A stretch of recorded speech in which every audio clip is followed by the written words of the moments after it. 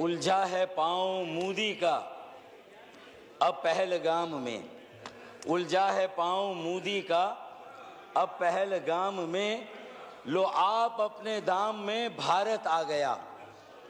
मेरे ख्याल में यह हमारे लिए इंतहाई बाइस तमानियत बात है कि इस मर्तबा जो मोदी माइंड सेट है, जो भारत के हुक्मरानों की जाहरियत है और जंगी जुनूनियत है, इस मर्तबा उन्हें खारजा महाज पर बुरी तरह से नाकामी हुई है।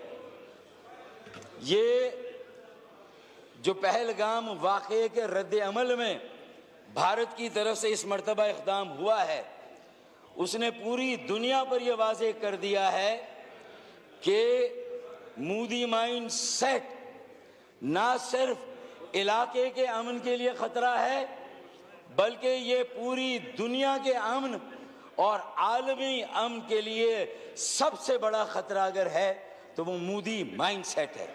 इधर आज सितमगर हुनर आजमाएं, इधर आज सितमगर हुनर आजमाएं, तू तीर आजमा हम जिगर आजमाएं, तो आए फिर पाकिस्तान को आजमाएं, पाकिस्तानी कौम के हौसलों को आजमाएं, हमारे जज्बों को आजमाएं। स्पीकर साहब आए।